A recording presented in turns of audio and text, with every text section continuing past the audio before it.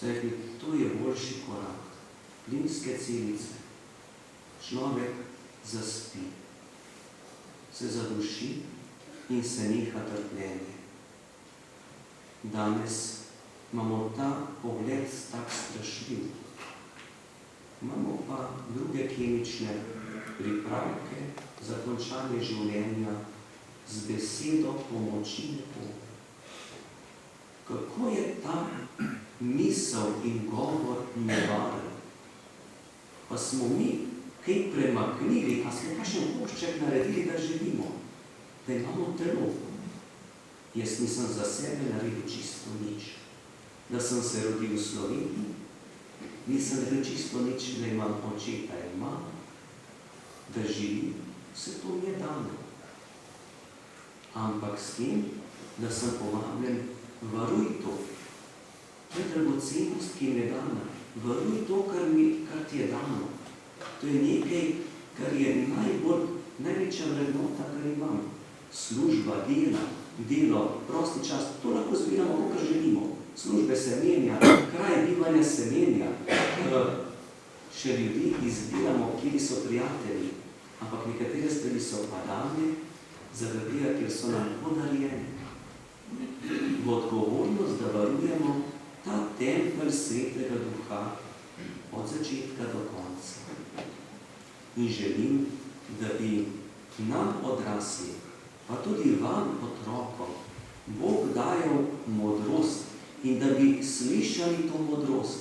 Kaj pomeni prava odločitev? Spoštovanje življenja. Kaj pomeni Božja zapoved ne ubijaj? V majhnih stvarih se krši že v prepiru ali pretepu, ali v grobi besed, ali v sovražnem pogledu. Že tukaj se krha Božja zapoved ne ubijaj.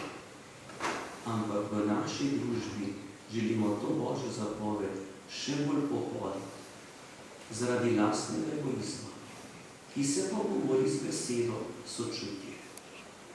Kako se zlorablja lahko taka beseda in kaj človek želi? Vsak izmed nas, če smo zdravi, želi človeka, ki ga ima, s katerim se lahko sreča, se lahko živi. To potrebujemo. Človeka ob sebi, ki nas ljubi, ki nas spoštuje, s katerim sem rad skupaj. In to človek želi vedno, tudi ob trenutku smrti.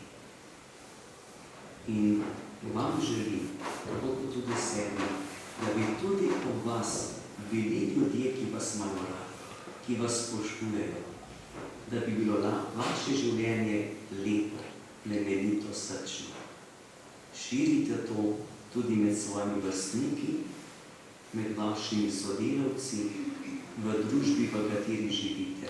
Prinašajte veselje do življenja, radost, srčnost. Zato smo poklicani, da smo kot sol zemlje in tudi kot luč na tem svetu. Sedaj vas pa tudi povabim, da skupaj izpovedi.